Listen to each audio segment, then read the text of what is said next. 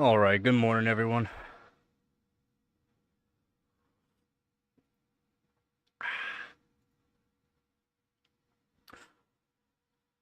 Today we're going to be looking for benchers and going to go over some of the Country Cup for hardware bot. That is the plans for today.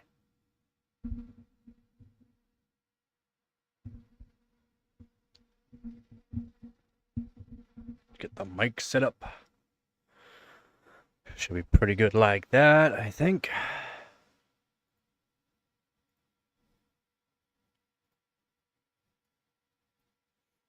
There we go. Something like that will be pretty good.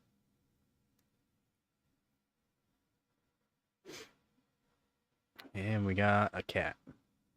How's it going, Nugget?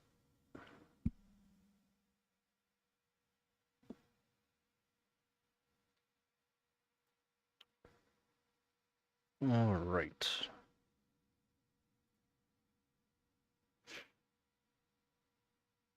Hopefully everyone's having a good week.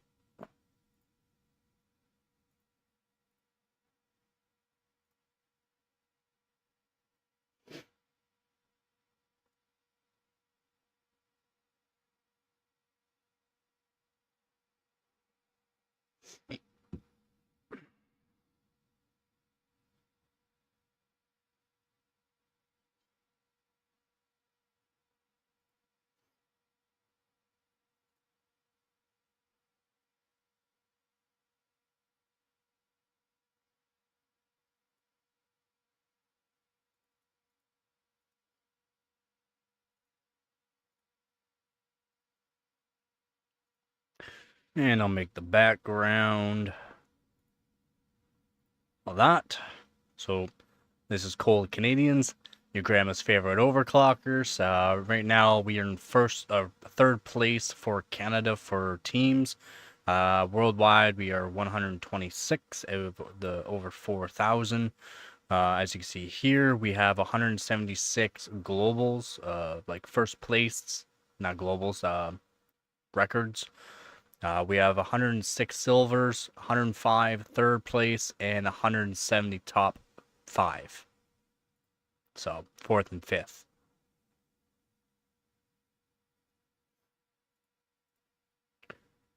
We have a total of 3 members, which is pretty good. Could be hard to beat out over 6,000. Over 6,000 and 117 for Hardware Canucks. They got a couple of good benchers and a lot of them. We're doing pretty good for just 3 benchers. Basically 2. So, Caitlin Guh, doing really good. He's amazing. Doing a lot of benching. He's been doing the HT 7770 right now. And he's doing some pretty good points with that. You just make a hardware bot account. If you have one already, you just do request for going to the team. I check it daily.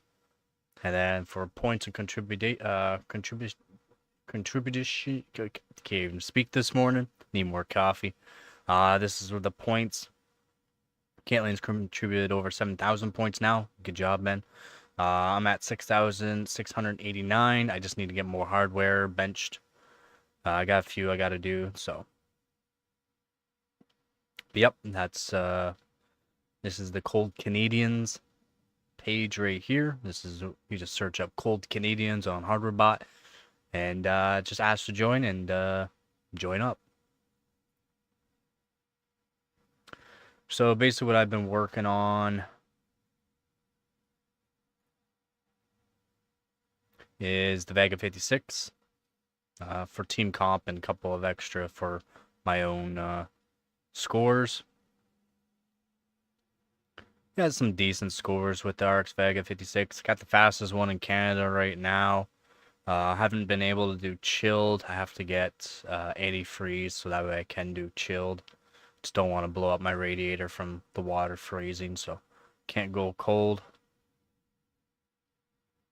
We'll be working on the 2080 Super. It's been hard modded now. Hoping to do 2.3 steady For some tests, maybe 2.4 gigahertz steady. We will see what I can do with that now that I got all hard modded up. But yep, that's what I've been working on. We'll be rerunning the GTX 460 next year at some point. Cold. I was able to do water just on water. I haven't been able to do any chilled on my GPUs right now, just because I don't have antifreeze. But I got some pretty good scores anyways for that. What I'll be working on as well, maybe before the end of this year, is the X5650 LJ1366 CPU. I will be running a bunch of benchmarks over 5 gigahertz on it for 4.8 gigahertz here. This is on air. CPU doing very, very well. Very happy with it. But yeah, I was very, very happy with 4.8 gigahertz. Very low voltage for 4.8 gigahertz as well. So CPU is pretty good. The main thing I've been working on is RX Vega 56. Relearning how to tune AMD GPUs. They're a big pain in the actual butt, but you know, it is what it is there. These are not my best scores. I do have technically better scores. Got pretty close to 1.9 gigahertz on a bunch of benchmarks, and some benchmarks over 1.9 gigahertz on water. So I'm hoping when I do chilled and finish off the mods onto it, maybe I can get 2 gigahertz runs. That'd be insane. That'll be like LN2 runs. So, but yep, I've figured out a way to tune the RX Vega 56 now to be very, very, very good. But yep, that's it right there. So this GPU Pi that it's showing no gigahertz, I should put the actual frequency on.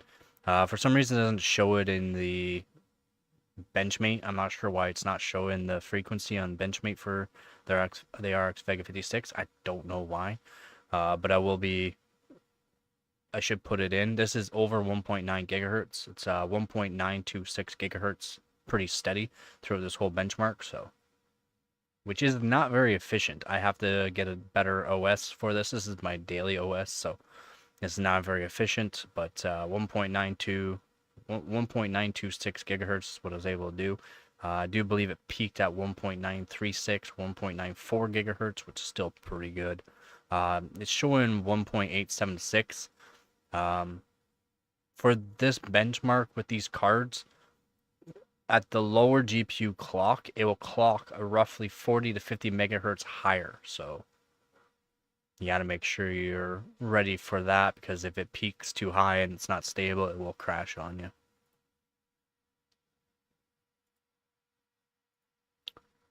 Yep, doing pretty good on that. I got a 6th place. I should be able to get a 5th or 4th place, or even better with that. I'm going to try to go for 3rd, just underneath the LN2 runs that are running over 2.4 gigahertz. If we look at here, it says 2.4, but and they're not using Benchmate, so it's not actually going to show the actual frequency. Oh no, it did. Okay, yeah, it is showing the actual frequency. The colder you can get, even though he's at 1.9 gigahertz, it's actually running at a higher frequency, and so he did do it properly. It is showing that he was running just over 2 gigahertz on that. So, and if I can get chilled, I might be able to get close to this LN2 run. I believe it's LN2, right? Yeah, LN2 run. Might be able to get close. I don't think they tuned it. He's tuned it fully, basically, and the batch size and reduction size for his is not very efficient. So this could be better for him. 20M 128 is the best efficiency for these GPUs, the RX Vega 56, from my testing. Oh, sorry, 100M 256, most efficient that I found. 20M 256 worked pretty good, and then 20M 128 was pretty good. 100M 256 is the best. Might not be as stable, but it is technically a little bit faster. How's it going, Hooves? How's it going, man? Exy Berries with his 15.6 on air was pretty good. He did do really cold air though, like holy, like his GPU was sitting at like 6 degrees Celsius on air. Yeah, 11 to 24 degrees Celsius max on air. Like, how cold were you running this? I'm pretty sure he has pictures. Yeah, like, like it froze up. It was running cold. Probably snowing. That's why I had cardboard over it. Yeah, he was running it really cold. Nice Sapphire model. I have a Gigabyte model. Not the greatest, but after the mods, yeah, it's pretty good.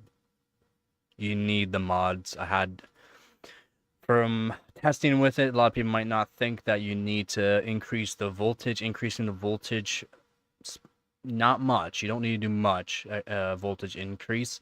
More or less the power limit. But if you increase the power limit without increasing voltage, you're just increasing the current, which is not exactly great on the VRM. So increasing the voltage and an increase in the power limit does help as well. And then when I have my 350% power limit, without the voltage increase, it's not even getting close to the power limit that I can go to. So getting that more voltage into it to get more frequency does help. And then the capacitor mods, surface mount power. I should take some pictures and add it on to this for this here, so that way I can recheck this because I'm gonna be remodding it, modding it a lot more, so that way I can maybe get 2 gigahertz out of it on chilled water, which would be nice.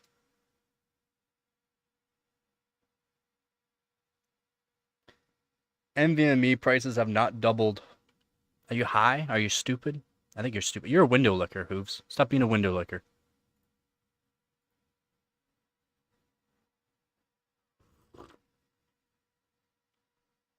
I've already gone over this.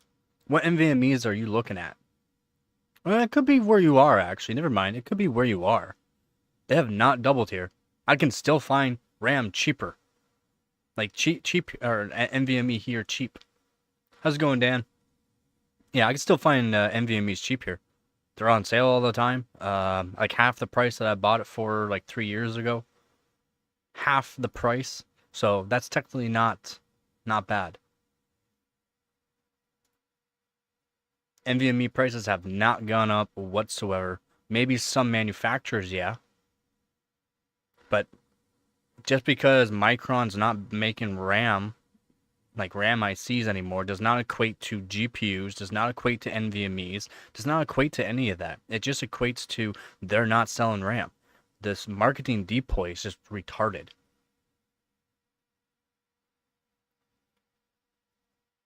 Yeah, yeah, man. Well, how much are the 5090s where you are?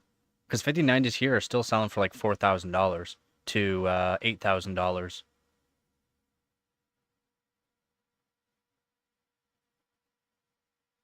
They're really expensive here in Canada, so I probably will never have one. They're just way too expensive.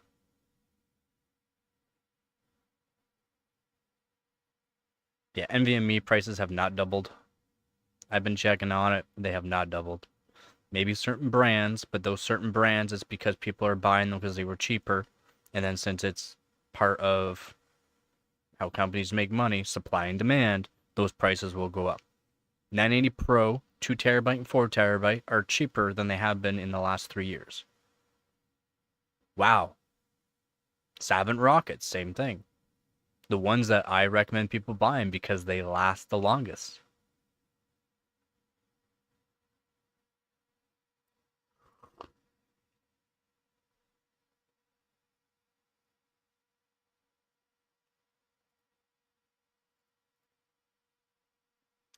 Yep, we're getting there with the RX Vega 56. It just needs some more mods and I'll be able to do better. I have better scores than this, but I didn't want to post them right off the bat just in case I don't beat them this year. So I'll post my better scores at the end of this year. And then next year I'll try to beat all these. 20 is super, like I said, I have it all modded up now, so I should be able to do better than 2.22 gigahertz. 3070 Ti, I added capacitors to it as well. Uh, not really helping from my testing, but I haven't done it on cold air yet, like cold air. So, but I'm hoping to do 2.3 gigahertz on cold air with it. Hopefully, we'll see.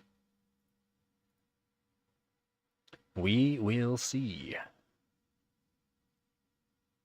The GTX 460. I guess I gotta get myself some antifreeze so I can see if I can get 1.1 gigahertz. If I can get 1.1 gigahertz throughout these runs, I'll be happy. I did do 1.08 gigahertz, pretty close to 1.1 gigahertz.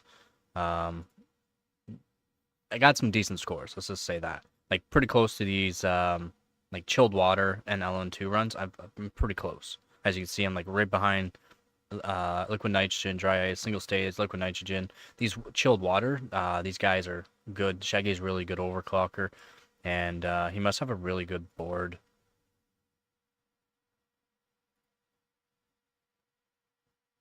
Oh, he e-powered it. Oh, he's using some voltage with the e-power board. I wonder how cold he is able to get it.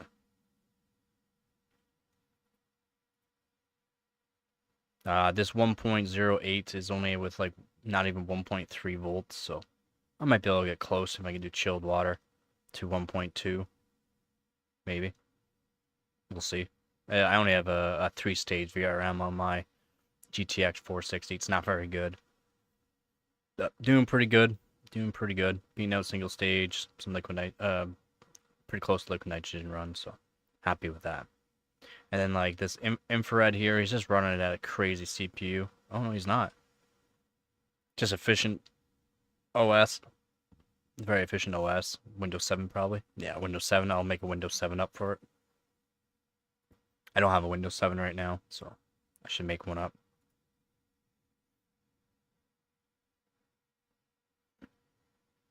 Yeah, 0 frames drop, steady 10,000 kilobits per second.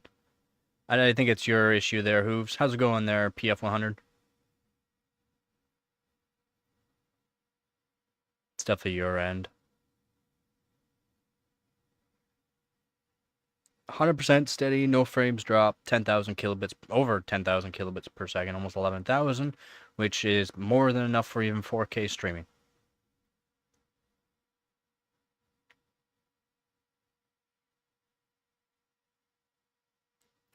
Yeah, see, that's about the price they are here, man. That's the price here. Cheapest ones are around that price, and then the more expensive ones are around 8,000, which is wild.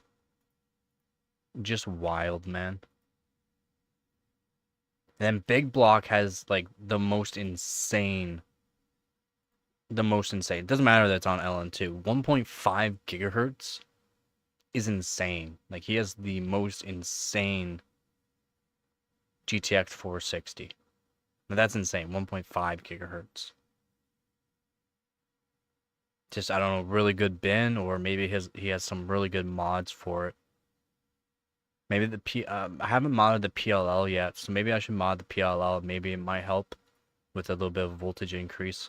Maybe. We'll see. And then this GT610, I'll probably be modifying it. I have to add on a external power source, so like a 12-volt power source to it. Like a 6-pin or an 8-pin. I'll probably do a 6-pin because it probably won't pull a whole lot of power, depending on. Maybe I will do an 8-pin, but 6-pin's more enough. I'll just add on a 6-pin. I don't like to use the Molex. I mean, Molex works. You can use Molex for a 12-volt power source, but I like to use 6-pin. Just use a normal PCIe power cable.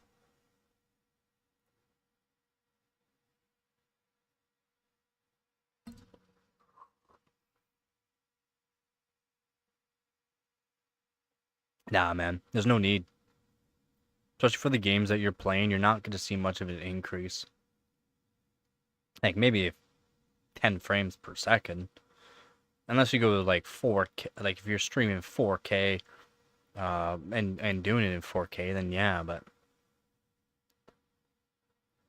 it's only if you have a 4K monitor.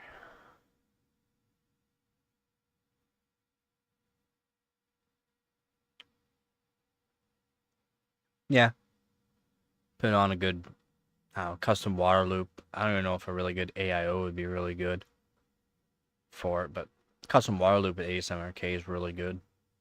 You should be able to do 5.2 gigahertz, around 5.2 gigahertz on custom water loop. You wouldn't probably be able to do it with an AIO, unfortunately. It doesn't have that thermal wicking that a custom water loop has.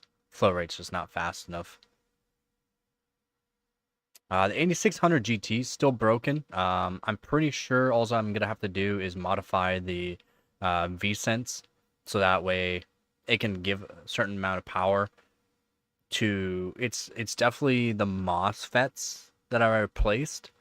Just due to the fact it needs a certain amount of power to even get it to power up, basically. And it's not enabling the BIOS, so the enable pin's not enough. Or I could even, no, even if I did enable pin, modify the enable pin for it, probably still wouldn't boot up, just because it's so low of a voltage. But yeah, I did break it because I did do over 2.2 volt. I did 2.2 volts to the core, and the MOSFET couldn't handle it. Got a little warm. I even called it at a certain point of the test what's gonna happen, what can happen. Yeah, and then that's what happened. I replaced the MOSFETs, replaced inductors as well, but it's given too little voltage, so it won't even turn on the BIOS. 9500 GS, I still have to run again and see what I can do. Just modify it up. Same thing, but you don't need 2.2 volts to the core like the 8600 GT. That's only because I wanted to do 1 gigahertz with it. The couple of runs was 1 gigahertz though, so one of the fastest 8600 GT in the world on water.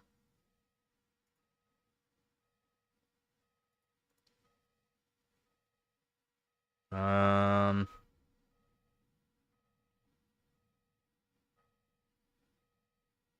GTX 1080.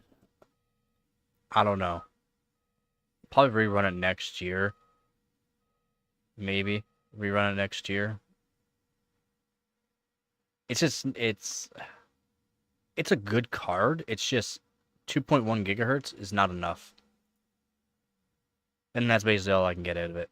There's like you can't.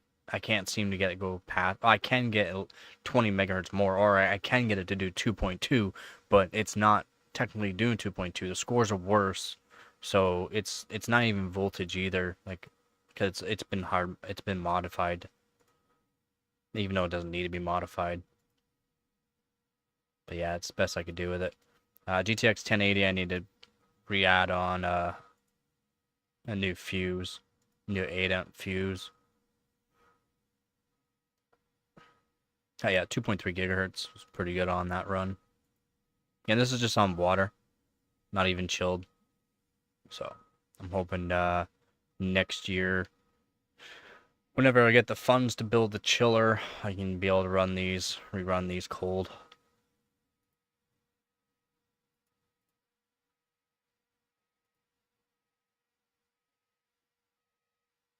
Yeah, all 2.1 gigahertz for the 1080. Just because I found that was the best frequency. I can go technically higher, the scores are worse. 3900K, I can rerun those. I can do chilled with that. I got some globals I gotta do this year, so I gotta do a bunch more globals, get myself some more points, hoping to end the season over 1700 points, which will put me, what, 1700 points puts me right around, I'll be pretty close to top 100 in the world. It's just, I don't know, these guys have some money up here, let's say that. Let's see with their globals. Crazy globals. Jonesy's doing pretty good for hardware points. This competition points is really helping him, though. Wasn't able to do a bunch of competition because I didn't have the hardware.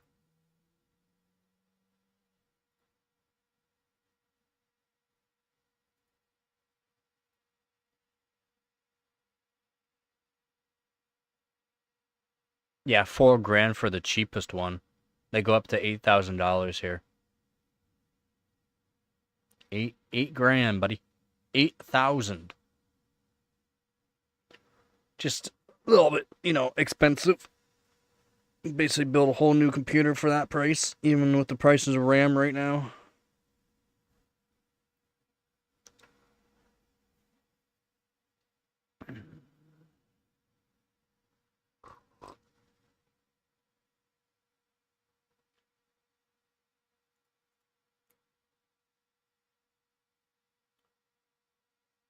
Oh, he's doing i5 660 or 650. I should do my i5 660. I should.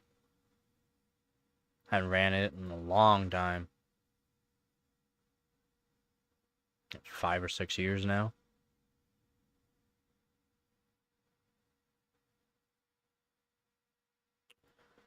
So this is all the processors that I've used. 12600K, i5 2400, 8600K, 2600, 3770K, 6700, 8700K, 920, 930, 12900K, 1300K, 1300KF, and 5570, 5650, and 5667. That's what I have submitted. I do have more processors than this, but just haven't submitted any scores yet. Video cards, these HDs are CPUs, so iGPUs. But 8600 GT, 9500 GS, 9600 GT, 9000 GT, GT240, 3, GDDR3 and GDDR5, GeForce GT 610, the 1070, 1080, 1080 Ti, GTX 260, 216 SP. It's the higher end version of the 260. Better shaders. GTX 460, 770, 2080 Super, 3070 Ti, Vega 56. The Vega 64 is not, for some reason, hardware bought, what's it called? Unison Heaven hardware bot. For some reason, with the Vega 64 BIOS, it shows it as the Vega 64, even though Benchmate shows it as Vega 56. It shows it as Vega 64, even though the Vega 64 BIOS that's on it, I completely modified it as well. So maybe I'll redo it. I should try to see if I can do. It'll probably be about the same scores, anyways. Modifying the Vega 56 BIOS, and just modifying it basically the exact same way as what I have the Vega 64 BIOS. It'll probably do the exact same frequencies and all that. So motherboards, some Dell, Acer Aspire, Intel GX 58SO. This is a LJ1366 board. Not a recommended board to use for LJ1366, but if they're for a decent price, pick them up. They're a nice board to overclock on. They're just not the greatest.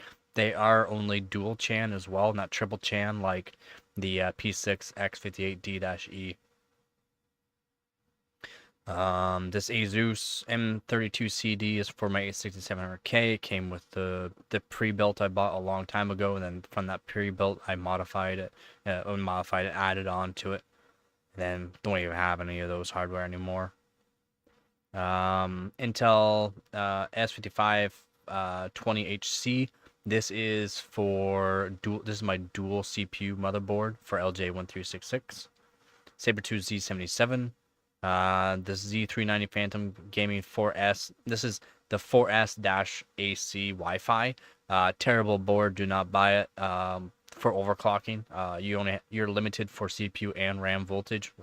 CPU 1.4 volts, I believe, and then RAM it's 1.35 volts, and you have to have an XMP that has 1.35 volts, or else it won't even go to that. And there's no way to upgrade the BIOS in any way to get more frequency out of it. And my Z690 Ors Master.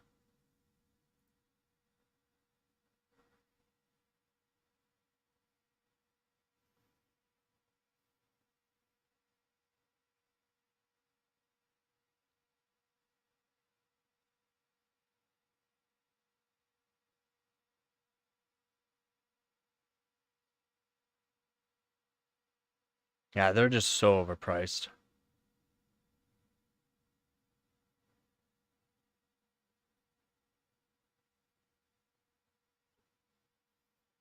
No. RAM prices will be decreasing in 2026. It's not gonna last as long as what people think.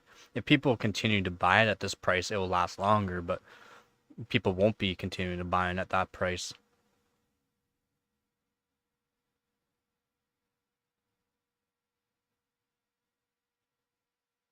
Crucial, not really the budget king, but Crucial more or less pulled out because a lot of people were buying, let's say, RAM kits that had Micron, and they returned it for a different kit that had Hynix, because Hynix A die and M die are technically a little bit better than Micron. Micron is it's all right for some timings, but you can't get the frequency. A lot of kits have voltage limits onto them. Um, there's so many reasons why they pulled out. Like they just stopped, manufacturing it because they're not making the money. Weren't making basically any money off of it. And then since they're doing HBM memory and 12 stack memory for GPUs and for data centers, and they're making the money off of that, why would they want to lose money from the consumers when they're making way more money anyways from the data centers? It's not even just AI. It's not even just AI.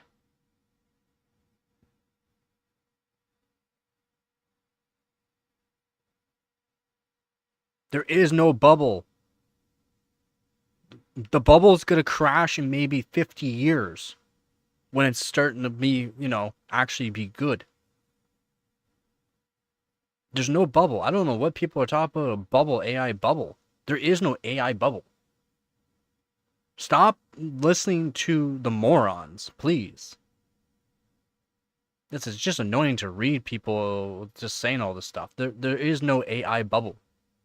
This bubble is not going to burst anytime soon. And I'm saying like 50 years. 50 years. I ain't saying in the next 5 or 10 years. I'm saying 50 years minimum.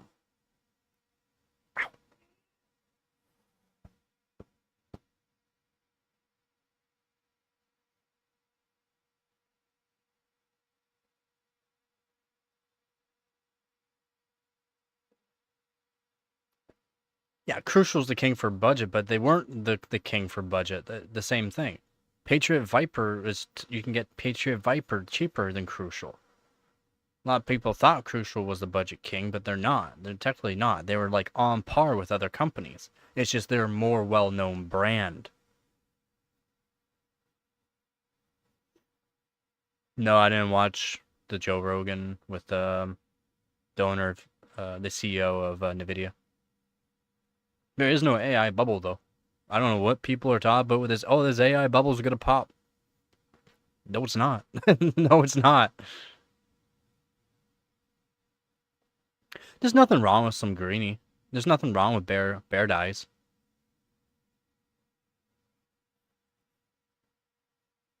The heat sinks don't do as much as what people think. If you just put some airflow onto it or get yourself a RAM cooler, it's not that bad.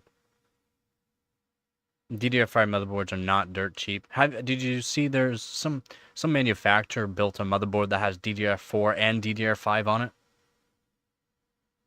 That's gonna be the worst motherboard for RAM for frequency. You're gonna have to get the lowest frequency killer RAM to even get it working on that board. DDR5 and DDR4. It's just gonna be absolutely trash.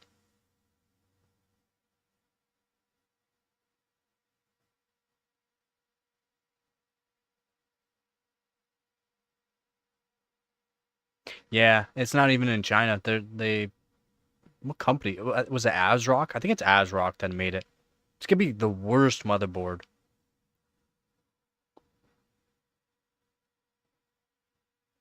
for RAM. It's gonna be like that bare minimum motherboard. And it's like, why? Why would you? It has dual chan for DDR5 and single chan for, so 2 DIMMs for DDR4 and 4 DIMMs for DDR5. But Why? Why? It doesn't even make sense.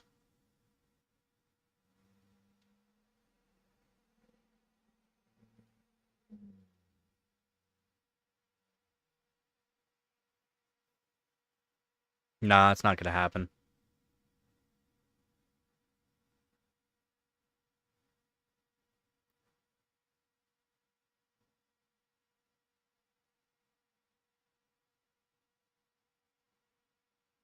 I don't think that's gonna happen, even with Jensen saying that.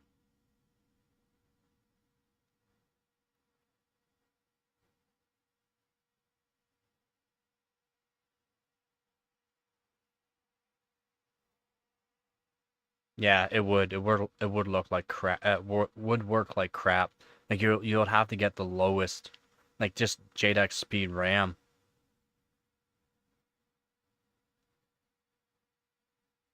No, you wouldn't be able to because it's just due to the fact that RAM has to go through each DIMM, right? Each DIMM, and more DIMMs you have, the worse that the actual. It's more or less frequency. Timings are not really the issue there. It's the frequency.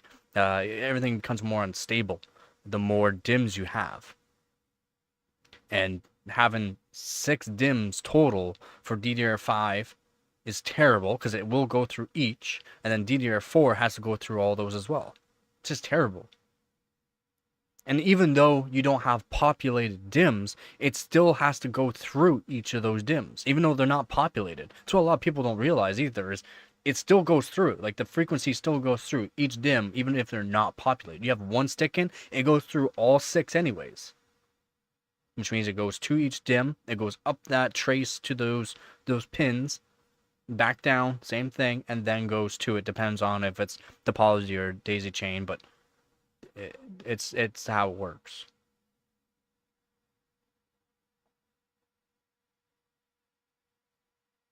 There is not an AI bubble. It has not been overinvested.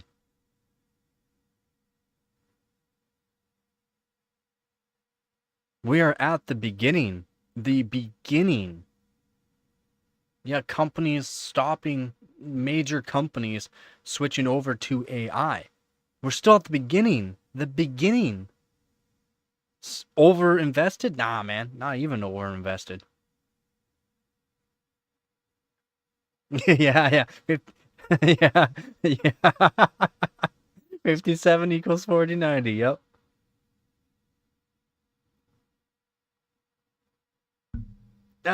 Well, somewhat daisy chained.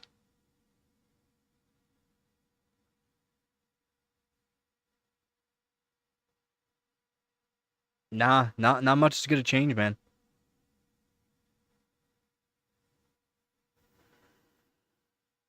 Not much. It's not. Yeah, because people are. Yeah, I think there's still a lot of people on DDR3, and then people are wanting to switch over to DDR4 now because it's cheaper. But like I said in the beginning of this year, DDR4 prices are gonna go up first, and then DDR5. What happened? DDR4 prices went up first. Um, Companies were might like Micron was thinking about remaking or restarting up manufacturing for DDR4 ICs, or other companies were as well, like Hynix or Samsung, were thinking about doing that. I don't think they ever did. And then DDR5 prices are gonna go up by the end of this year. What happened? And this is the time of year, the November, December, early December. Of course, people are gonna be buying stuff. Well, it's Christmas time.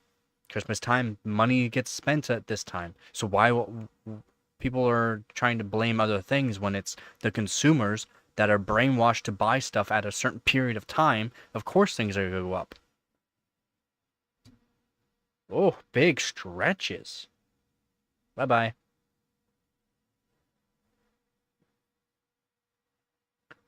Yeah, DDR5 MOBAs are expensive. Yeah, she's like, I'm out. Um, the thing is, DDR3 works fine still. I don't know why people are trying to say older platforms aren't good. I've done testing on with the 3770K and not even a good stick of RAM. And if you're playing like with a what was I using? Yeah, 1080 Ti, 1080 Ti with 3770K and just some DDR3, 16 gigabyte DDR3, and in some games 4K at over 60 FPS. So I mean, I mean, it still works. I don't know why people are trying to say DDR3 is bad. It's not. DDR3 is still pretty good. Latency is insanely good. Latency crushes DDR4 and DDR5. It's just the bandwidth isn't there. The bandwidth isn't there, and the bandwidth is actually and depends on how fast the frequency is and the bandwidth is, but is help making up for that latency. Doesn't mean the latency is better. The DDR3 latency is way better. Apex Legends. I did Apex Legends with it. I did testing with from 1080p, 1440p, and 4K. It never went down below 60 FPS on 4K.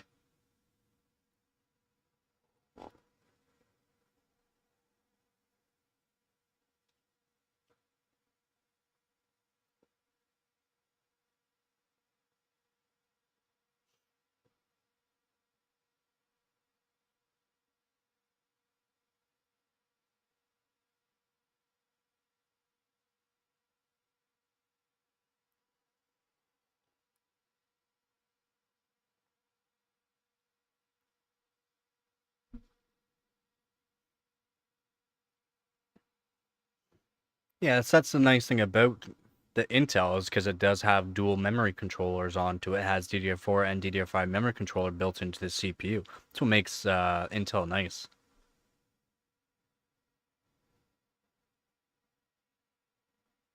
No, not at 4K. I wouldn't say 4K. Even a potato can run Apex. Because it was 4K high settings. It didn't go below 60. A high of 9. I think it was a high of 90 FPS. Was with a 1080 Ti though, so that's what really you're gonna need at 4K, right? You're gonna need something that's pretty beefy. And 1080 Ti is still pretty beefy. Yeah. Yeah, option run DDR4 and DDR5. That's what makes it nice.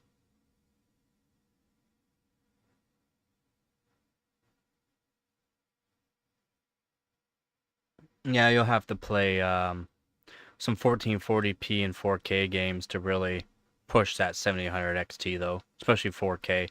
And you can do that just using settings. Just even though your display is not 4K, you can use settings and make your display act like 4K, and that'll push the GPU. That's how I do my testing. It works the same, like as if you had a 4K monitor. CPU usage won't go up, but the GPU will be, the load on the GPU will be heavier. Even though it's still at technically like 100% utilization, the load will be heavier at 4K than it is on. That's what a lot of people get wrong on how games affect CPU and GPU. Your 3090 shouldn't struggle at 4K. If it's struggling at 4K, it's probably your CPU that's not beefy enough for it. What CPU do you have?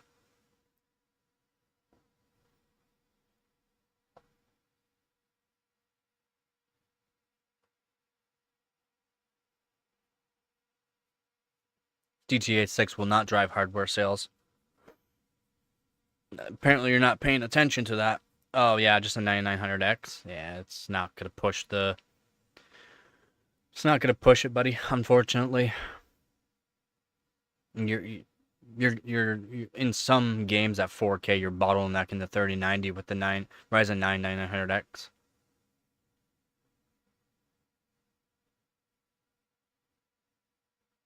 It's unfortunately, but yeah, for some games at 4K with 3090, you can bottleneck.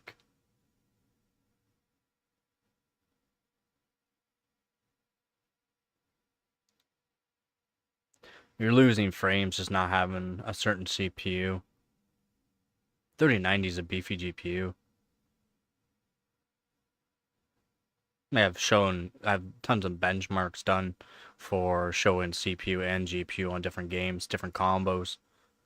A beefier CPU with a lower end GPU is going to outbeat a higher end GPU and a lower end CPU.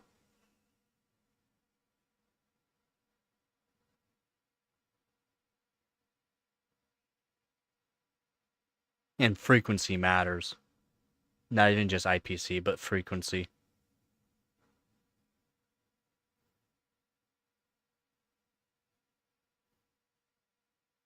Depends if your 4K TV is 60 hertz.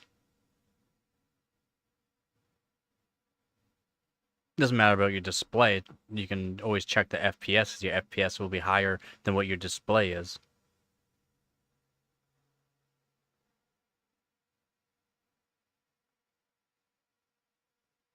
Your 5800X 3D is not going to be all even power 4090.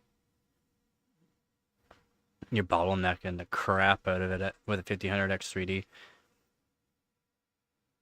Even a 7800X 3D will bottleneck a 4090.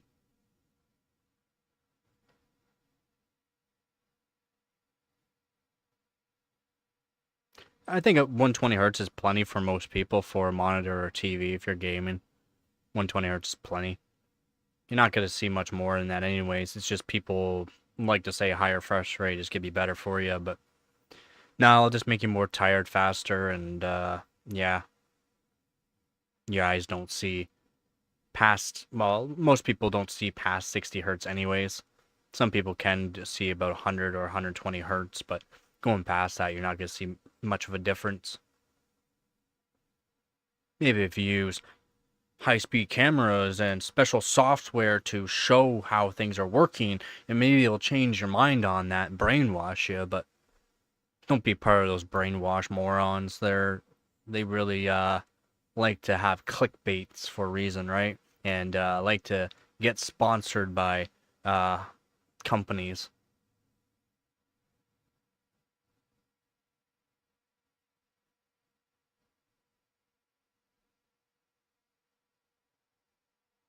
Higher resolution, your GPU bottlenecked? Do you even know what bottlenecked is?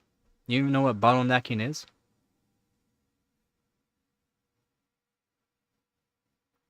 Do you know what bottlenecking is? Yeah.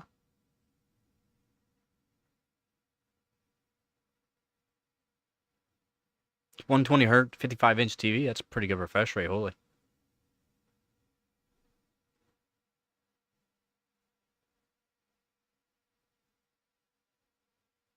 I don't know, but that it is there, Dan. Ugh.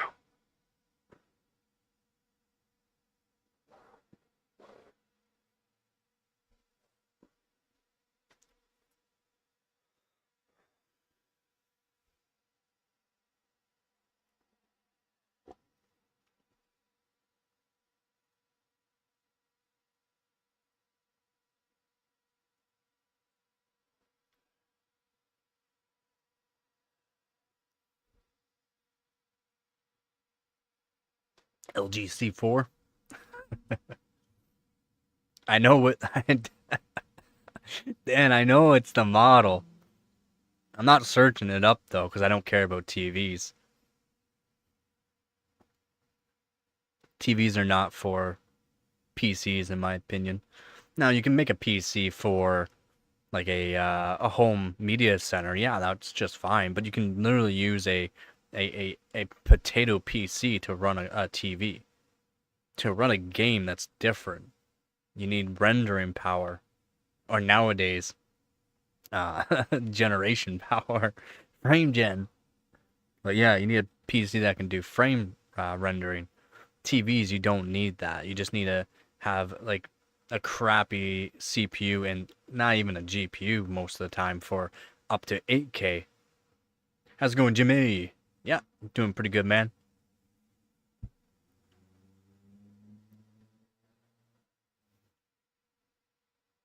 How about you? How you doing?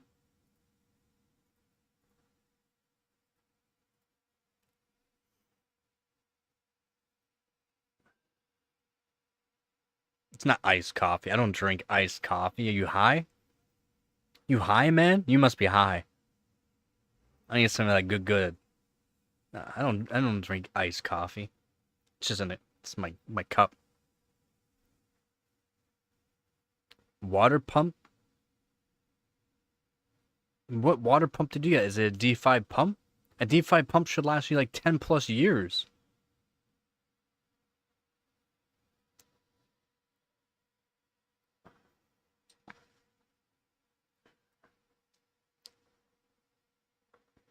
What did you do to it? Was it on the side? Did you have it up? Did you properly install it? That's wild. Oh, never mind. Okay, that makes sense. That makes sense. Okay. Yeah, get yourself a D5 pump, man. Because they're magnetic levitating with a ceramic tip that makes it so they last like 24/7 on for like 10 years. That sucks, man. Yeah, that's why I recommend if you're doing custom water D5 pump. You can find them on Amazon on sale and or buy used. On used ones, holy, you can get them cheap. I got my $500 D5 pump reservoir combo thermal take for $60. It was 500 if I bought new. I bought it used on Amazon for 60.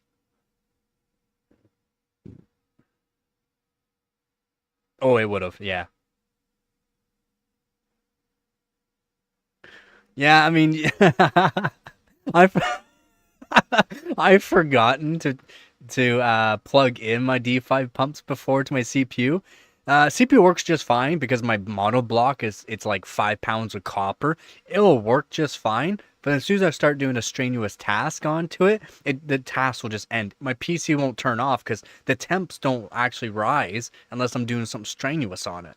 So the temps will always be like maybe 60C idle or on YouTube or whatever like that. But as soon as I start doing like try to load up a game or something like that, it just crashes. Like not even the PC crash, just the game. And I've done it a few times. Like, huh, that's acting kind of weird. It's like, oh, I forgot to plug in the pump because I switch over my hardware all the time, and I have two custom water loops for my systems. But yeah, since the mono block is so big and so much copper, it's fine. Like I can just do daily with just the copper block. Don't even need water going through it with a 13900K.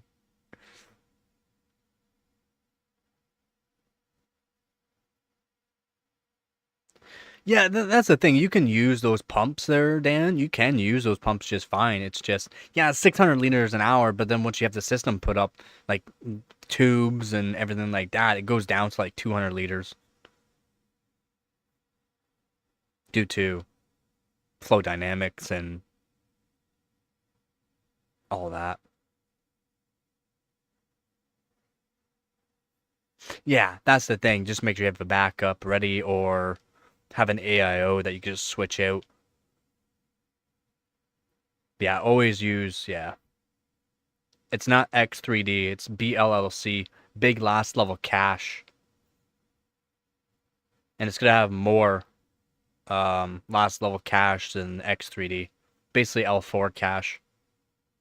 And Intel did have last level cache before, with L4 cache. They did have that before. It's just it was before their time, wasn't very perfected very well, and didn't perform the way it should have performed for most.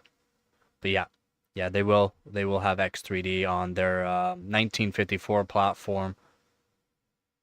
Not gonna be it from earlier checking onto it, like earlier this year, they on the 52 core CPU they're not supposed to have onto it, but maybe they might have onto like last level cache on the 52 core CPU. I don't think they're going to because they specified at the beginning that they won't have the BLC or big last level cache on the 52 core CPU, but on like the 24 core, the 20 core, and the 16 core CPU they will have big last level cache.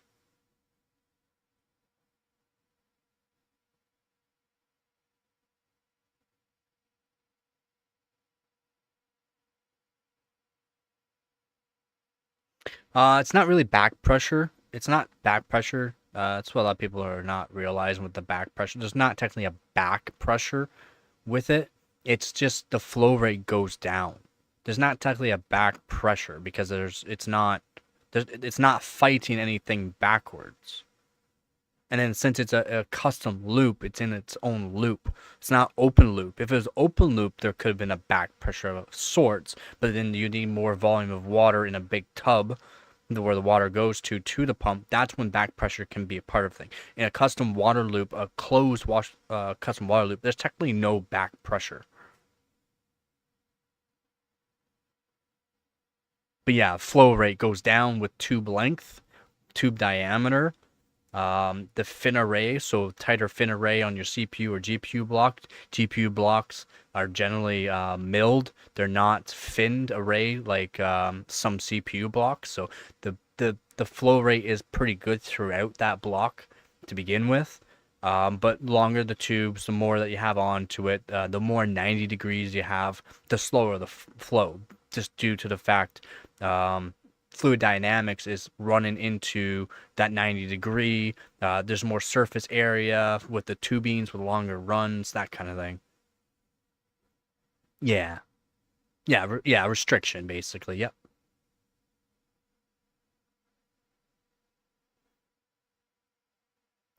But yeah, but with that pump, yeah, with dual 360 rads, yeah, you probably were pushing it.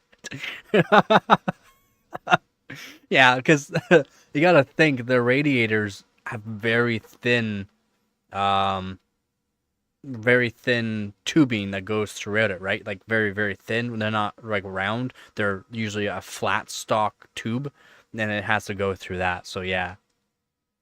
Hey man, if it's working, it's working. Yeah, DDC. Yeah. They're generally all about the same kind of pump, maximum about 600 liters per hour onto it, which is not even half of a D5 pump. D5 pumps are 1500 to 1800 liters per hour and have way, way more pressure.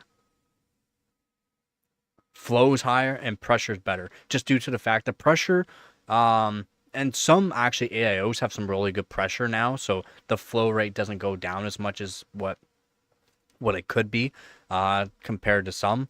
But the pressure matters on the actual fins, on the style of the pump as well. And you can change out the fins onto some of the D5 pumps to give you even more pressure as well. Yeah, and AIOs is just fine too. And now, the AIOs are getting really good. I've done testing with them, like the Castle 360EX. It's pretty close to my custom water loop.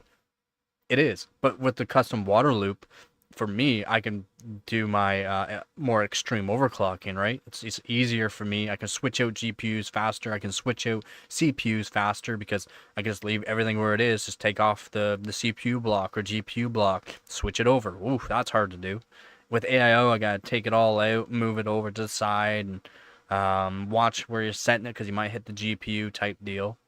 I can make the lines run longer so that way I can throw the radiator outside in the cold winter, close the window up, more pressure, more flow, better thermal wicking.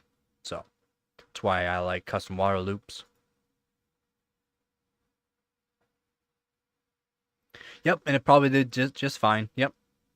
Just and you got to remember it's also about the fin array for that. So like some AIOs have some really dense fins, very dense.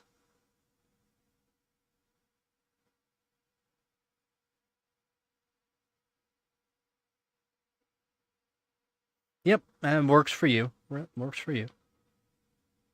Even air for some people, if you don't have like a enthusiast grade CPU, air is just fine. But if you have an enthusiast grade CPU, you have to use water. If not, it will start thermal throttling. Yeah, it'll work, but it'll thermal throttle. Doesn't matter what air cooler you have. it will thermal throttle.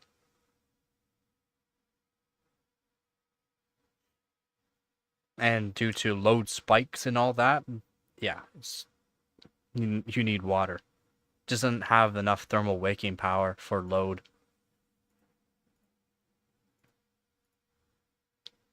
Yep, AIOs work just fine for majority of people. It's just a lot of people don't realize AIO pumps will die out faster than like a D5 pump.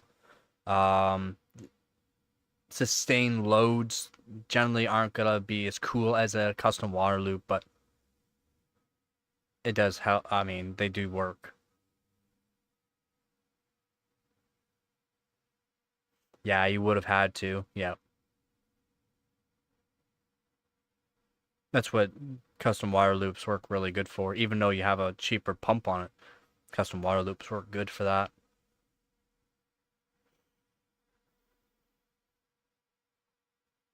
I do have a guide showing how to build a custom water loop nice and cheap. Yeah, main thing is look on Amazon for used, returned D5 pump reservoir combos. Dang, you can get them cheap. Real cheap.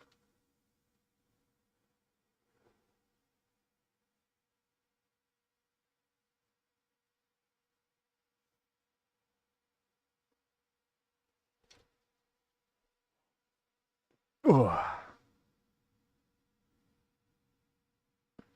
Yeah, you have pretty good water block.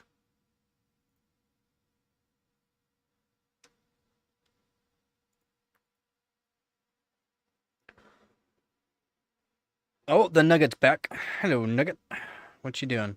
Coming up?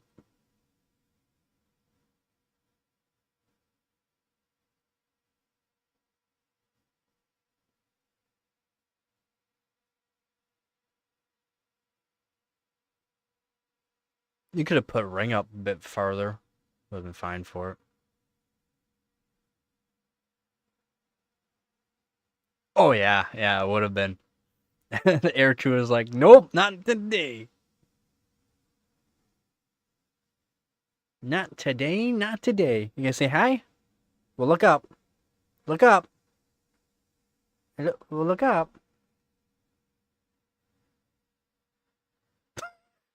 You look up. Look. You gonna say hi? You gonna say hi? There we go. Don't you purr at me. Don't you purr at me.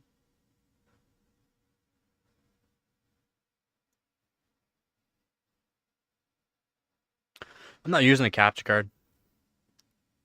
This is on one system right now. If I was gaming, I would have to use dual PC setup, doing it like this. Have to. Just will be stutters.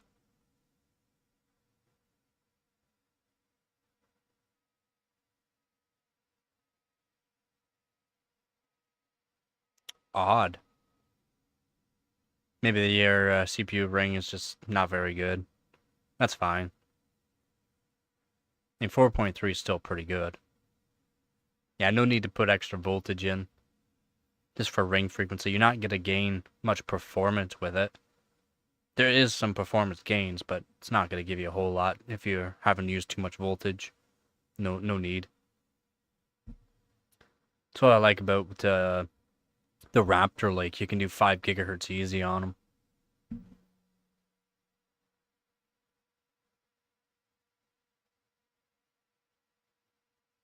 Yeah, you do. Yeah, you need to set everything up. Start getting things set up, and then if you have questions, just ask in the Discord. Try to help you out, man.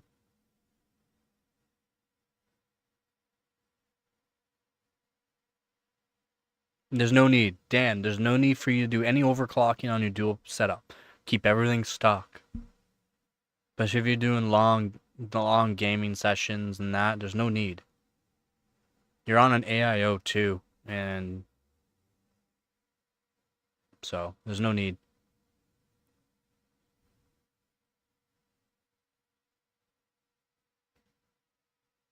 Yeah. And my ring, I could do 5.5 if I wanted on my ring frequency at low voltage. There's just no need. Having too high of a ring frequency can kill your CPU. Just having the high ring frequency, even though the voltage isn't terrible.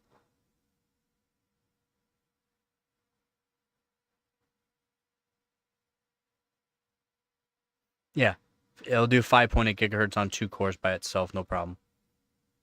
And then it'll go down to 5.6 all core. There's no need to get past that.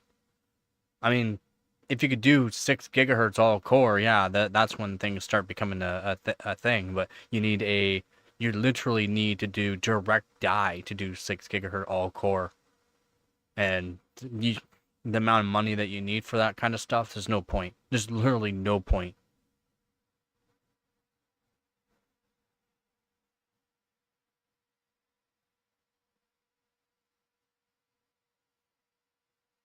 I mean, 5.8 gigahertz on all core still, from all my testing, man. From the 5.6 to the 6 gigahertz, it's not the increase in temperature for the performance gains isn't needed really. Yeah, it'll do 5.8, 5.8 2 cores, 4.7 on 4 E cores, or 8 E cores, something like that.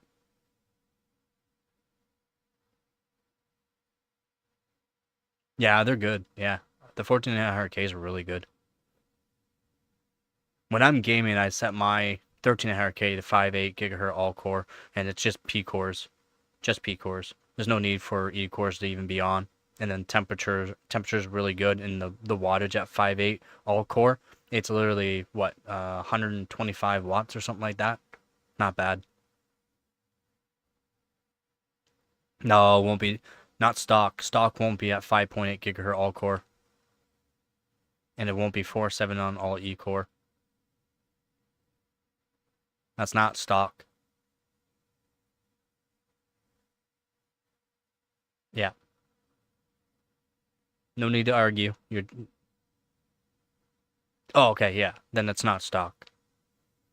And that's the thing. You can do stock voltage in that, and not even tune the voltages in that, and some CPUs will do that, no problem. And you have a pretty good 1400K if you're doing 5.847. It's just, like I said, disable the E cores. And then your motherboard should have like a gaming mode. Just click on that gaming mode. It disables the E cores. Done.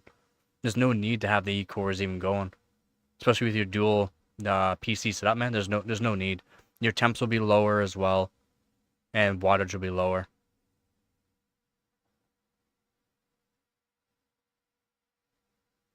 Yep, 13600K is fine on air. Yep. Even 13700K, if you have a really beefy air cooler, is okay. It's just it will run hot. You won't be able to with 1300K or 1400K on air. Even if you have a beefy one, you won't get the performance, especially if you're straining that CPU. Not even like all core, like it's working on all core. Load, if you have high load on it, won't be good. Yeah, just set it disable E cores, pretty easy to do, or gaming mode. Your motherboard should have a gaming mode, I would say. It's you. It's you, Hooves. It's not. Zero frames dropped, steady 11,000 kilobits roughly per second. I'm at 1080p, 60 FPS. All I need is roughly 8,000 kilobits per second, and that will give me more than enough. It's you, not me. Not me.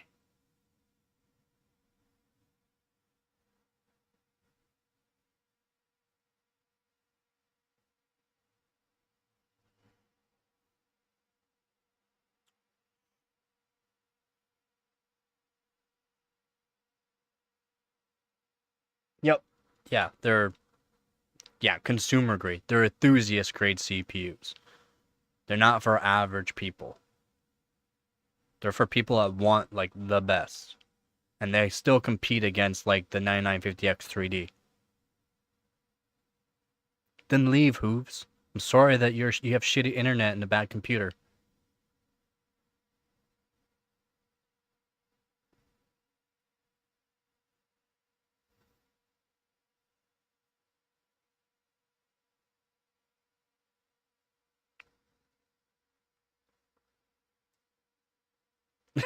Like, I'm sorry, man. Yeah, get off the McDonald's Wi-Fi.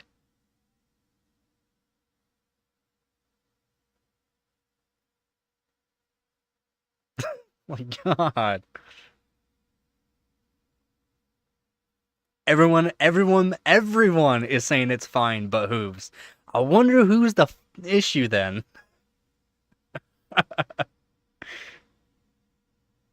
Everyone says it's fine. Even on my end, it says it's perfectly fine. 0 frames dropped. More than enough for 1080p streaming. I could do 4K at this kilobit per second if I wanted. It's just I don't have the latency. The latency's I won't be able to talk to people for like 3 minutes.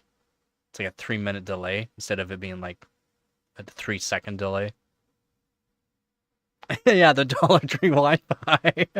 Yeah. Well, we have Dollar Tree, I guess. I don't think we have a Dollar General. We have Dollar Tree.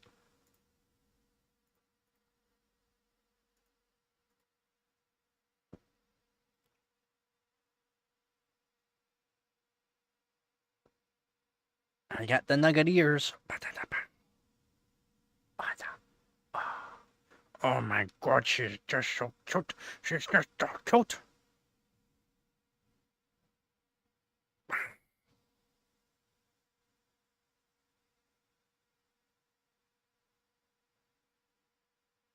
Oh, probably a lot of people. See, that's the thing though. We have like Tim Hortons here. You just go and get a coffee. You can sit down and use their Wi-Fi. Ooh.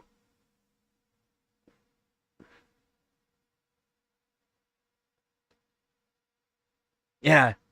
Yeah, I know, right? Yeah. Maybe if Wi-Fi is not good enough or whatever he's on right now, it's not good enough, and yeah, just lower down the even 720p.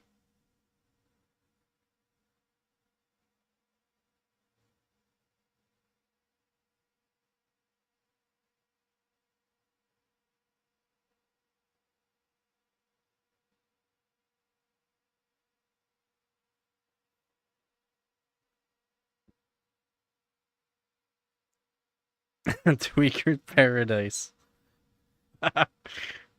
What nugget? Don't look at me like that. Don't you look at me like that.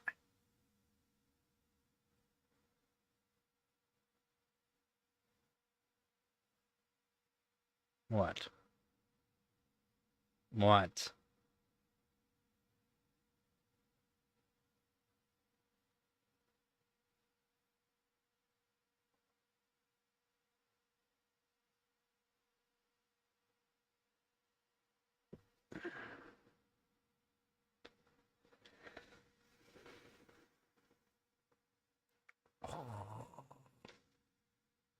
Mine mogul? Yeah, miner now.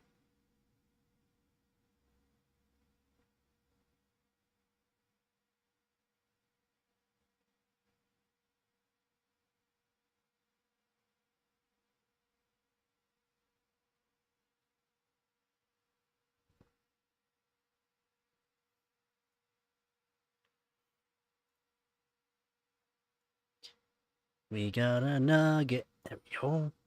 Now we can see the nugget. The nugget.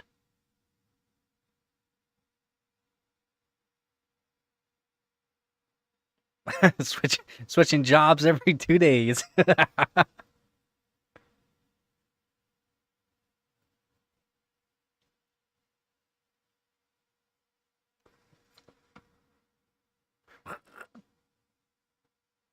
What?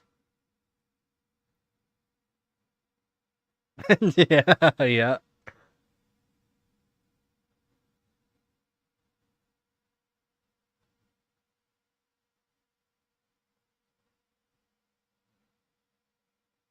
Jeez. What?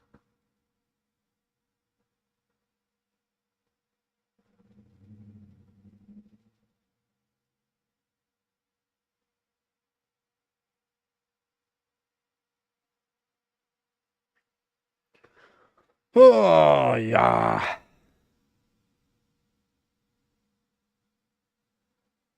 Yep. Yeah, I've seen. Pretty sure I've seen all of them now.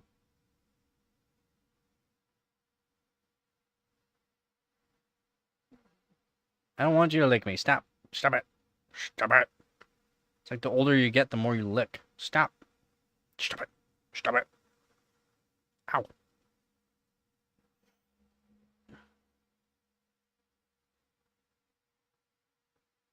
Ooh, so I'll just kick you from the stream for today then.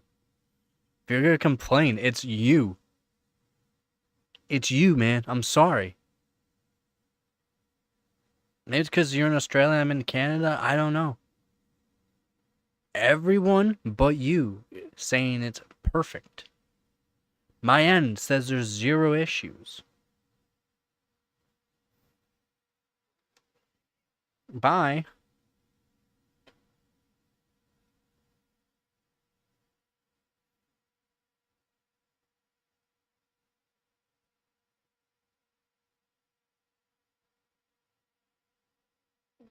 Yeah, I'll check too.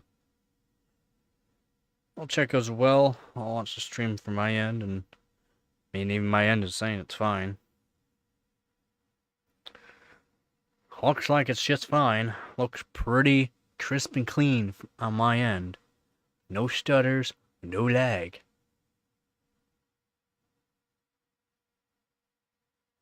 Nope, looks just fine. At 1080p.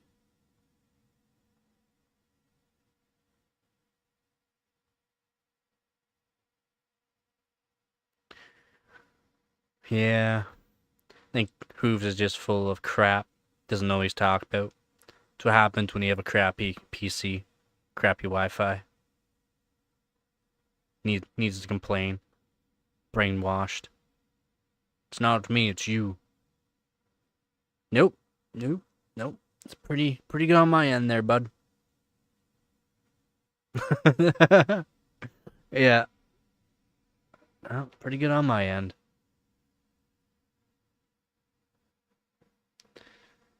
You should go take a break, go lick a couple extra windows there, Hooves, and come back, and maybe things will be better.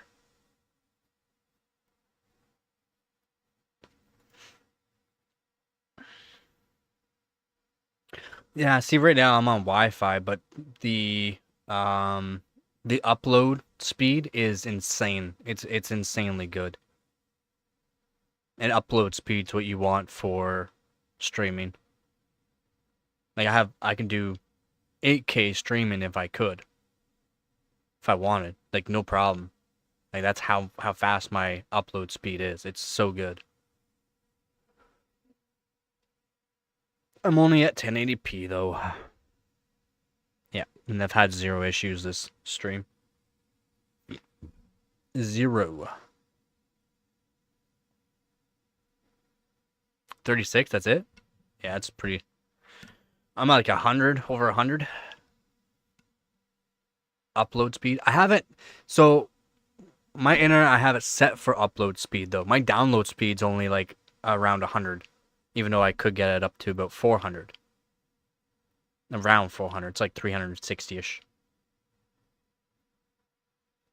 Good job. How many windows did you have to lick to get it fixed?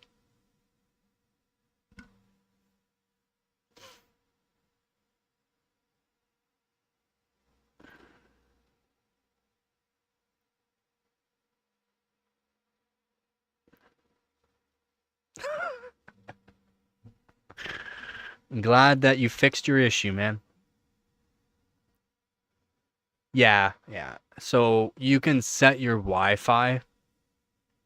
I'm not sure how close you are to your router. 2.4 gigahertz is better. But I have my Wi-Fi set for upload speed, not download speed, because I stream. So, and 100 megabyte download speed is fast enough, anyways. But my over 100 megabyte upload speed is insane for upload speed, and that's because I have it set. Yeah, gotta love having a crappy PC, crappy internet. Go look a couple more windows, come back. It's all good, man. It's all good.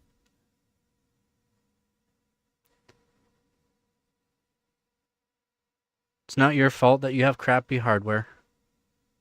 You're brainwashed into buying it.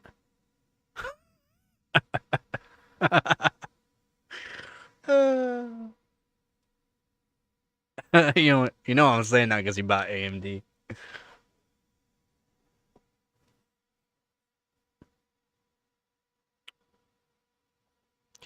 36 megabytes? No, at 1080p, 36 megabytes plenty.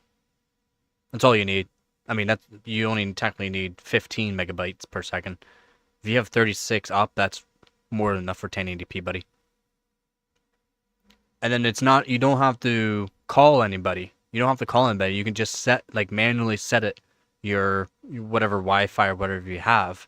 You can manually set it so that way your upload speed is faster. It prioritizes the upload, and it's not prioritizing the download. And then it'll increase your upload speed. But 36 megabytes per second is plenty for 1080p.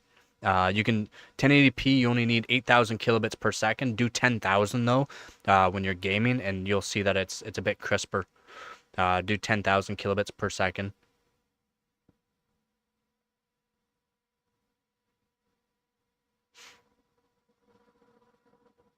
And 10,000 is only like just over 10 megabytes per second upload. So 36 is plenty.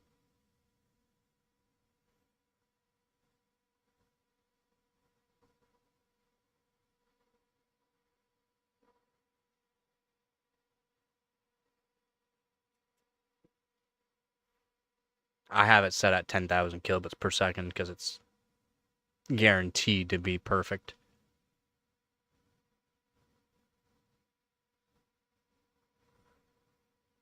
No.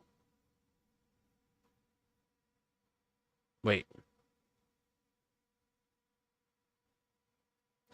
Technically, you could go from your PC to PC.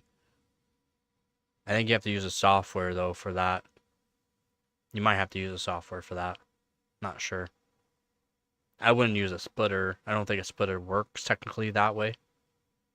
It's a single line in, single line out.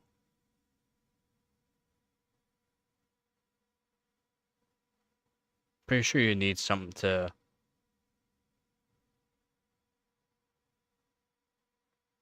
No, you can do PC to PC, which will be an Ethernet from your PC to a USB to your other PC, and you can transfer internet from your PC to your other PC that way. I'm not sure if you can do Ethernet to Ethernet for PC. I don't think you can do that.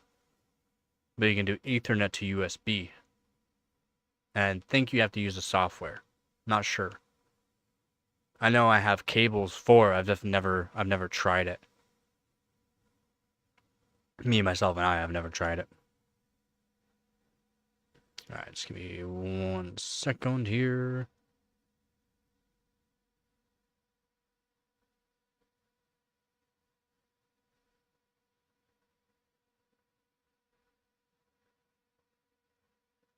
I'm not sure if that will work. You'd have to try it. I'm not sure if it works or not.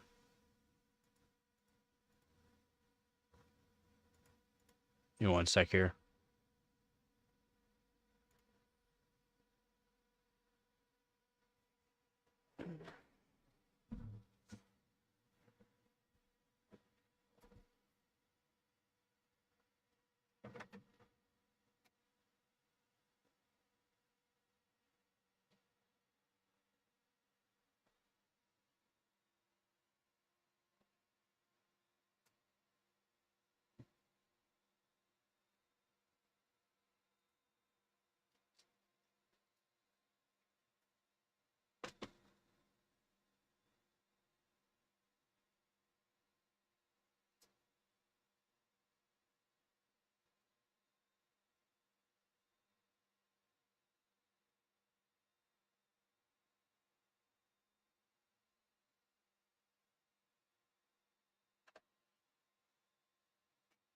I mean, technically you should have higher uploads or download speed. But it could switch. It could make it a bit worse doing splitter, but you should have a higher download speed, in my opinion, if you're hooked up to Ethernet.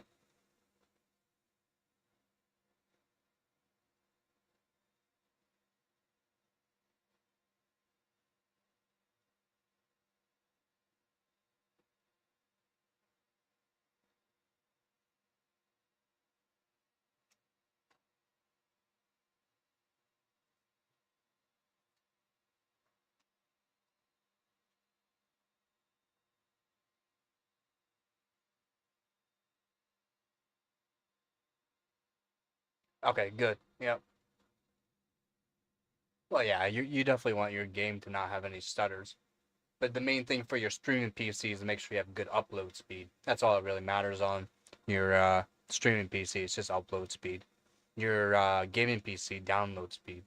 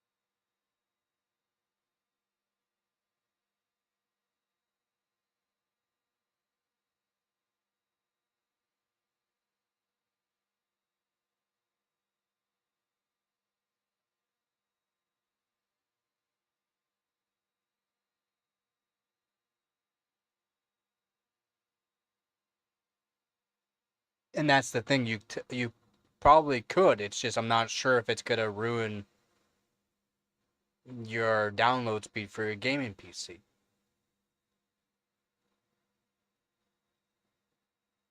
or bottleneck the upload speed for your streaming PC. I'm not sure. That's why I said I'm not sure on that. I have not tried it. I use Wi-Fi most of the time. I haven't had internet for since the beginning of this year, like my own, and I had like 250 megabyte upload speed and 2 gigabyte download. So,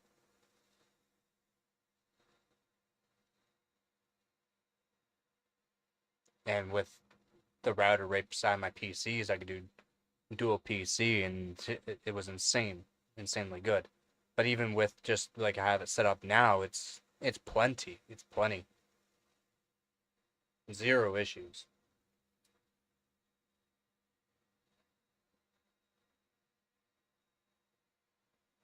That's why I have my single PC. I can game at it with just PC right now because of the way I have it set up. It's just you'll notice with my camera, my like the camera when there's a lot of action, a lot of moving around, my face might get blurry or I might get a little bit blurry. That's about it. It doesn't look as good. And that's not because of the internet, that's because of the PC, single PC setup. Gabby, stop. No, you don't care about Wi-Fi 7. Are you right beside your router? If you're right beside your router, just do 5 gigahertz.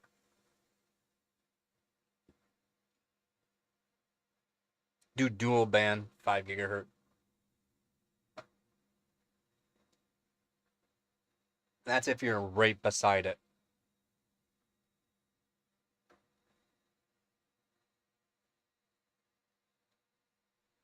Yeah, if it's right behind you, then 5 gigahertz dual band, and that would be perfect. And that's all you need.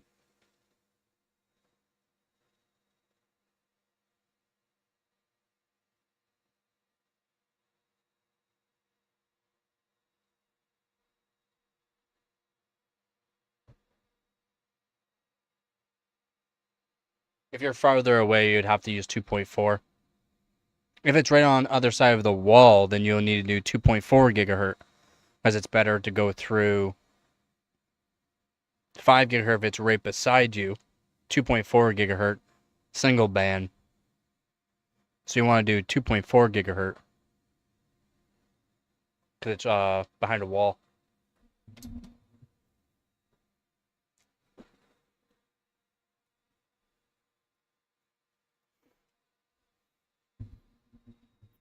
That's what you'll need to do, buddy.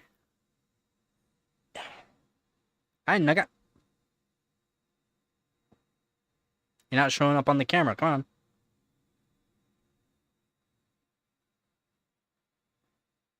You comfy?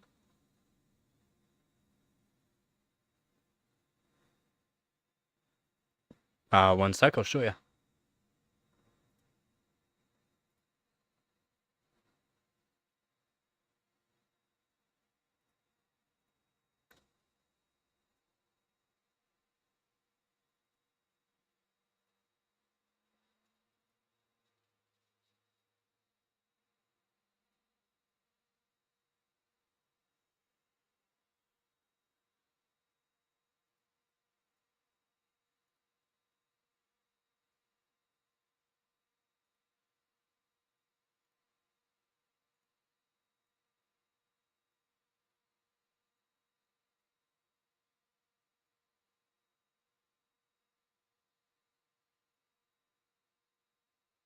So you got this here.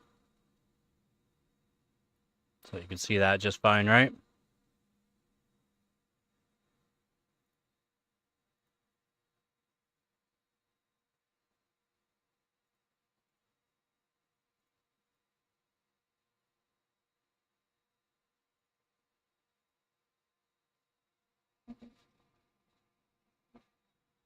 Right? Okay. So right here you'll have your whatever your wireless mode is, right? See, wireless mode. Yeah, two here. Right now I'm dual band, and then you, since you're just behind the wall, well you can try dual band.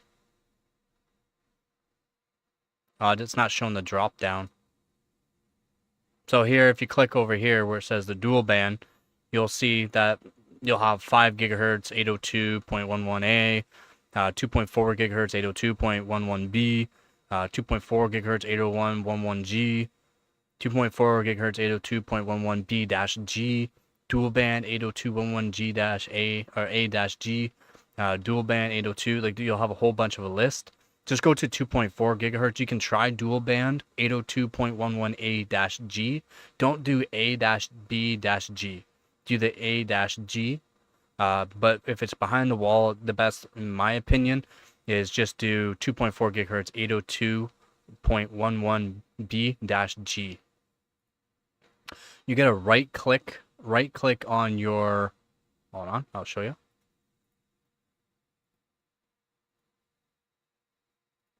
So you'll have this page here. You gotta right click on your Wi-Fi icon.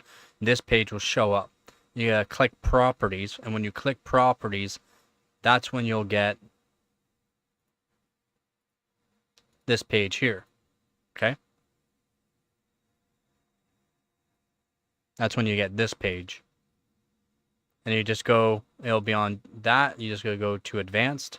And then you got also your different values, your wireless modes, different values for it. And then AC or AX will be the best one. In my opinion, AC works the best for streaming. There you go. So you just right click your Wi-Fi and go on to open network and settings. And then open network and settings, you click on to change adapter options.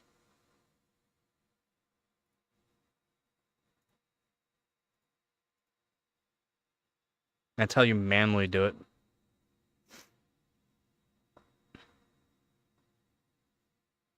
And then you can do a ping test. Pingtest.net works good. You just run a ping test on your streaming PC. Make sure you're looking for the upload speed. You don't care about download speed. Your gaming PC, you care about download speed.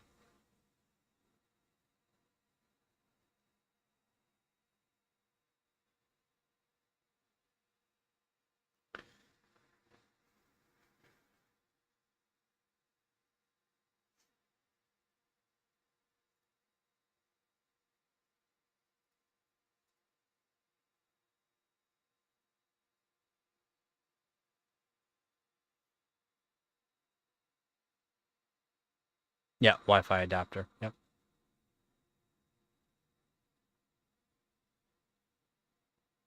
Properties, configure.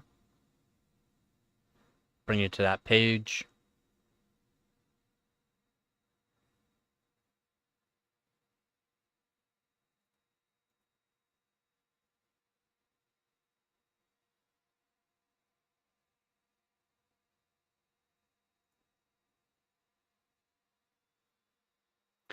Like I said, what one are you on though? It matters which one. And then since your Wi-Fi is behind a wall, 2.4 gigahertz might be more beneficial for you.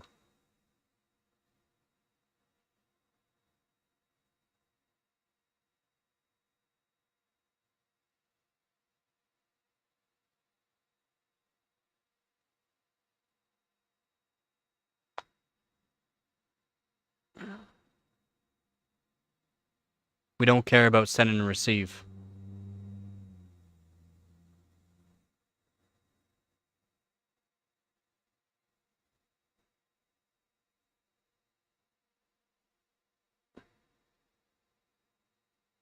That's just going to show that you're watching my stream, basically.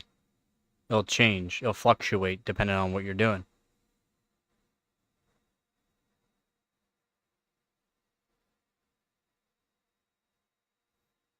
So again, change adapter options.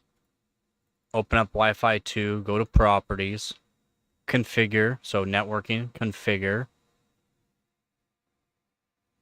I'll give you this page.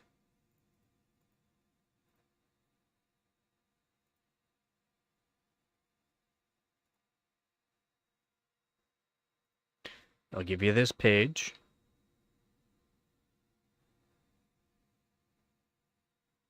You go to advanced. And you might need to try 2.4 gigahertz. Try either G or B-G. A and B or B doesn't. But yeah, you can try the G or B-G for 2.4 gigahertz. Might be better for you, depending.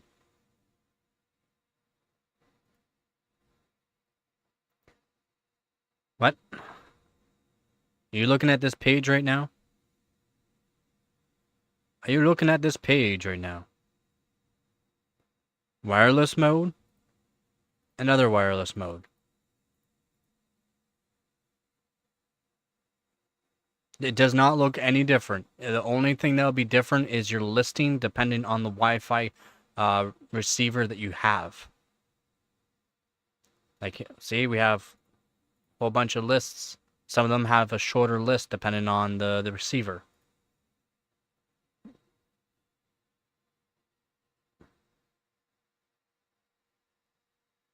You have to do. So you're on this page, right? Like, you've opened up this page. You've opened up one of your Wi-Fi's, right? The one that's connected or on it.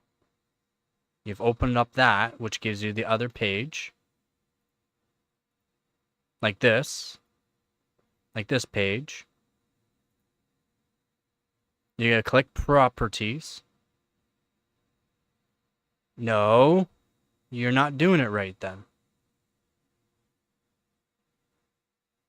It will go into the Windows settings. You right click your Wi-Fi, open network and settings, which is this page.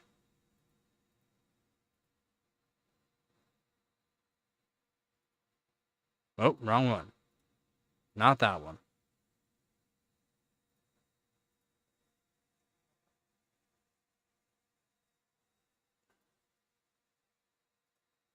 No. Right click your Wi-Fi. Right click it. Go open network and internet settings.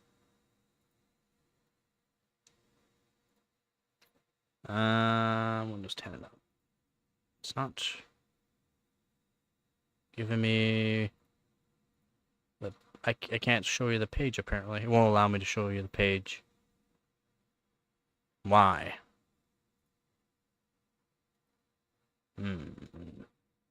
One second. I'm gonna see if I can figure out how to show it.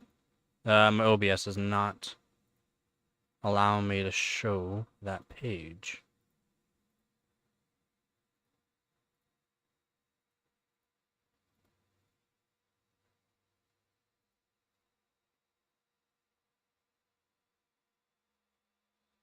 Odd. So so you right click that, it went into status, network status. You gotta double click change adapter options.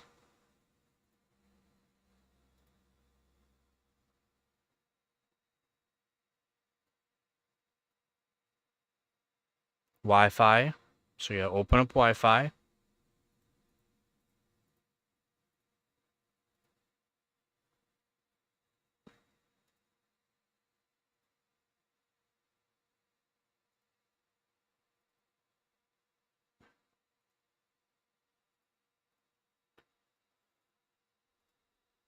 Open up to this page here.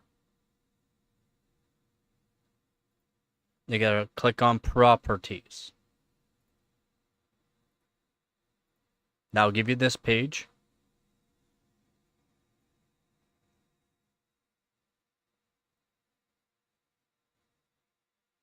And you got wireless modes. You don't really care about these ones down here. The only thing I would suggest is the roaming aggressiveness. Just put it to low, so that way it's not constantly trying to find a different Wi-Fi to use. You just put it to lowest. Throughput booster, if you have it, I haven't noticed anything different with that.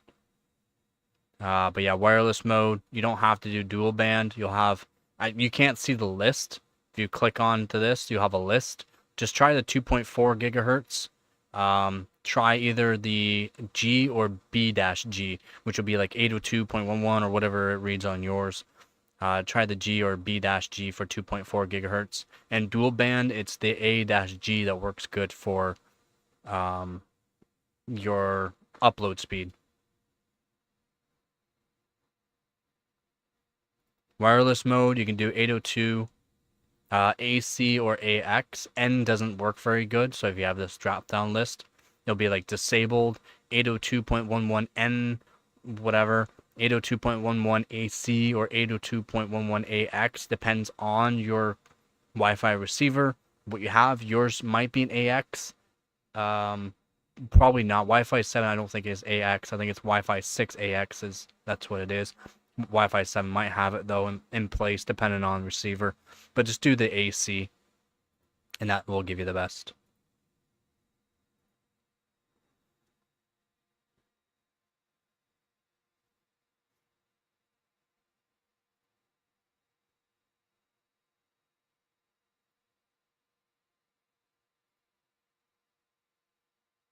That's all you need to do. But you'll have to try the 2.4 gigahertz, like I said. Try each one, run a ping test. Go to pingtest.net, run a ping test, look for what one's good for upload speed and 6 gigahertz. Yeah, it's because you got a newer Wi-Fi, which is really good. You can try don't do 6 gigahertz. 6 gigahertz will be terrible because it's behind the wall and it's not near you. 6 gigahertz will be terrible. 5 gigahertz will be a bit better, but 2.4 gigahertz might actually be more beneficial. It'll be steadier. It'll be really steady instead of it peaking down and that. It'll be really steady due to the fact it's behind a wall. 5 gigahertz, if it's close enough behind a wall, 5 gigahertz will work, but there might be some low peaks and that could cause stutters. So that's why I suggest 2.4 gigahertz. And then you have multiple ones, try each one. When you set these as well, it's going to turn off your Wi-Fi, turn it back on, and then when that happens and it reconnects, go to speedtest.net, try it out, see which one works good for download, what one works good for upload, and that's all you need.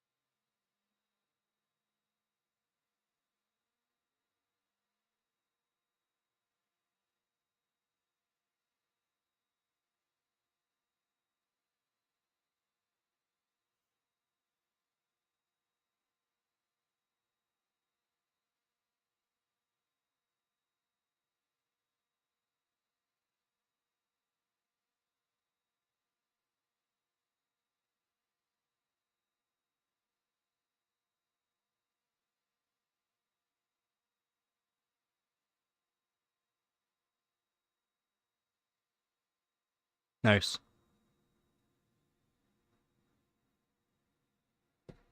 And you can try each one, like I said, depending on your actual internet and your receiver, like your Wi-Fi card, your Wi-Fi on your PC, could vary. so you can try each one, see what one works best for you. But I've tried a whole bunch, and that's generally what works. Dual band does work good. 6 gigahertz, again, you gotta be like right beside the router, no walls or anything. Yeah, yeah. That's what a lot of people don't understand. I'm not sure how they don't understand that. You gotta remember, there's a whole bunch, like, you got Wi-Fi. Yeah, people think Wi-Fi is just a single band or a single signal. It's not. There's so many different, like, you got the 2.4, 5 gigahertz, 6 gigahertz, and a whole bunch of different bands in between. Single band, dual band, like, yeah.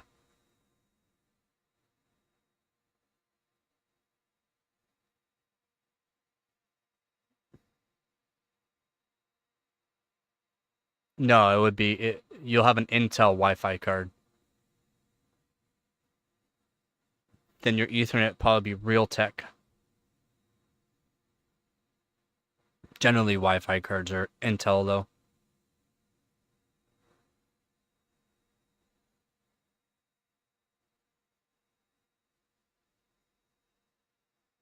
Just you got a really good one, like a Wi-Fi 7 if it is Wi-Fi. You have 6 gigahertz. So it's good. Yeah, you got really good Wi-Fi card. New. Yeah, and that could be an issue because it's trying to switch between. And since you're like close to the router, but it's behind a wall, it might try to go to 2.4 or switch to 5 gigahertz, or it was at 5 gigahertz. But if you strictly set it to 2.4 gigahertz, like I said, B or B-G, one of those could be even better. Like you'll probably have like 100 plus megabytes upload speed, which 79, man, is plenty. Like you that's you don't even need that. But check to see how steady it is with the ping test. See how steady it is. If it's going up and down, up and down, up and down, or if it continuously climbing and then holding steady, that's the one you want. But if it's constantly going up and down, switch it. Yeah. And dual band's good. There's each one has its own place though to be used.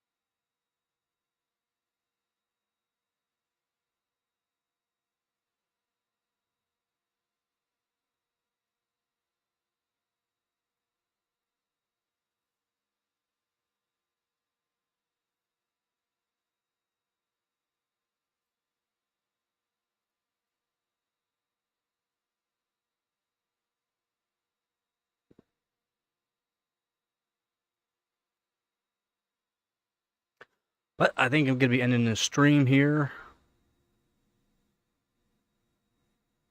Just figure I'd do an early morning stream.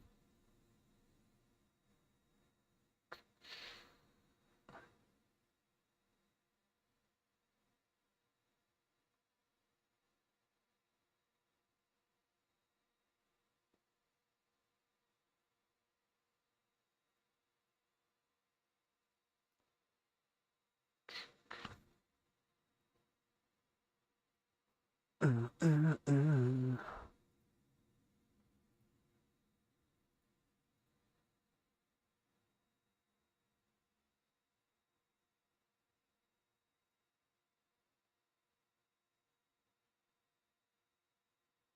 Yeah, make sure you get some rest, man. Make sure you get yourself some rest.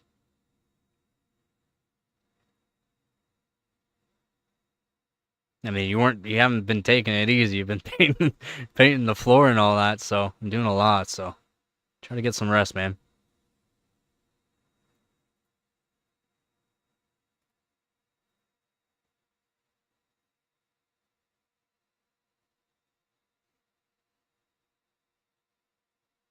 Yep, I'm gonna end the stream here, and then maybe I'll be back on later. We'll see. We will see. I'll probably stream a bunch more this weekend, but for now, I just want to relax.